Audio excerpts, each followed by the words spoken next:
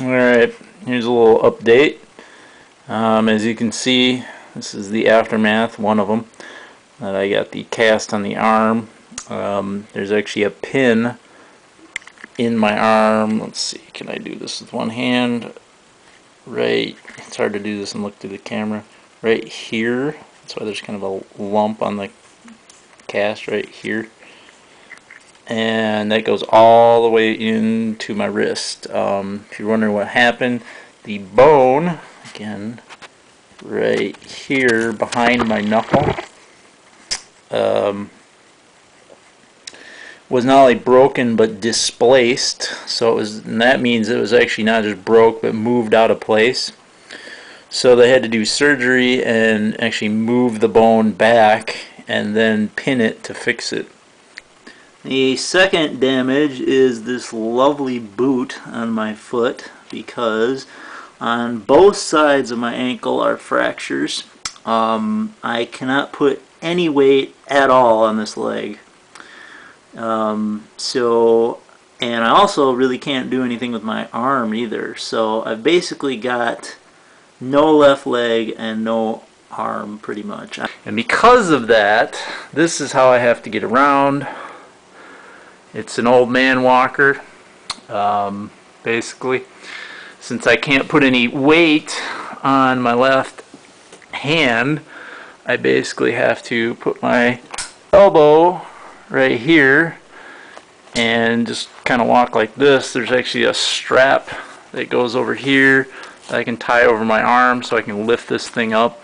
And then this I really can't use because I can't grip enough. Normally this wouldn't be on here and you'd just have a normal grip and you'd be able to do this, but I can't put any weight on it, as I just said. On the other side, it's obviously just normal, and I just put my right hand on there and walk with it. And basically I gotta hop because I've only got one leg, and then I can't carry anything, so there's a nifty basket on the front. So easily the worst time of my life. I can't, pretty much can't leave here most of the time. I'm stuck in the apartment almost all the time unless somebody comes and gets me, because the door getting in and out of here is a big, heavy, swinging door. And if you really think about me standing on one leg with only one arm with this walker, the door, like, would be right on top of me and basically knock me down. So I can't get in and out at all. I'm stuck in here constantly. But basically when this happened, I mean, you're talking about a break and a displaced, as they called it, bone, plus a double fracture on the foot. I have not taken any pain meds through the whole thing, much to everybody's surprise, including my own. I just really haven't, even when it happened, the day it happened, they asked me what my pain level was in the ambulance from 1 to 10, and I said, I guess a 2, maybe. I really didn't think anything was broke because I really wasn't hurting that bad, and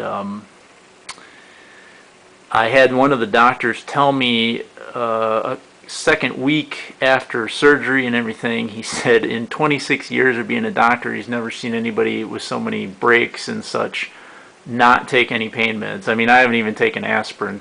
So apparently I have a high threshold. But the mental part of it is, I wish there was a pain med for that, because if any of you that have watched me for any length of time have got to have some kind of clue that me being stuck in here constantly staring at these walls is just beyond belief.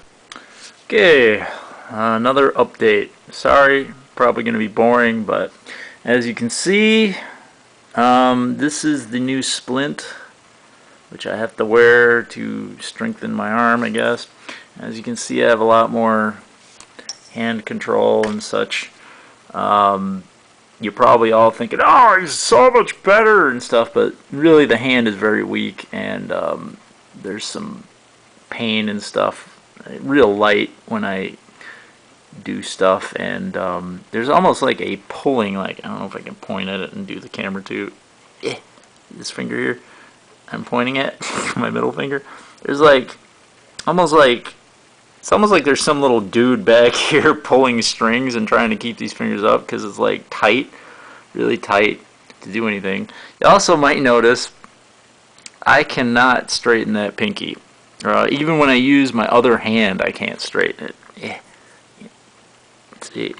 It's still bent. I think that is going to be a permanent reminder of this whole deal. But obviously it's a little better. You remember I had the big platform thing to put my elbow on.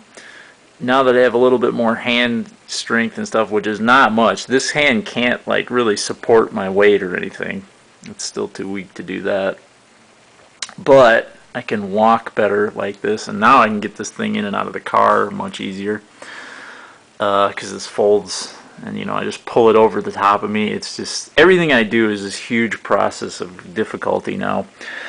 Alright, so what do I do for physical therapy? 1, 2, 3. Alright, so this is the main possibility for the new bike. A friend of mine told me once black is the fastest color, so 2011. Oh yeah, the kid's walking. Not fast, but considering this is the first freaking day I've actually been able to wear shoes and not that big ass boot, that's pretty good.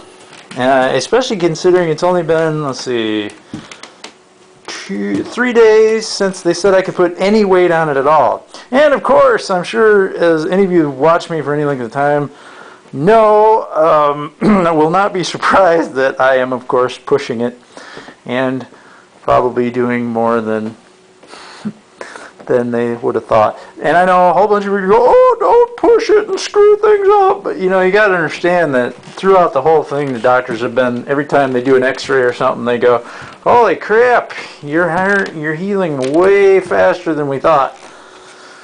Young, strong, actually listed me in excellent shape for those of you that are always bitching about me eating Taco Bell all the time. Excellent. That actually said that on my chart. Excellent shape.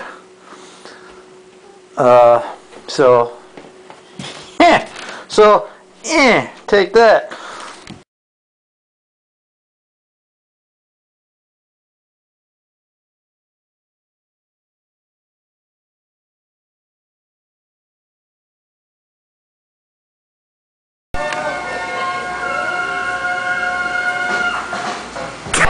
Okay, so as you can see, we made it.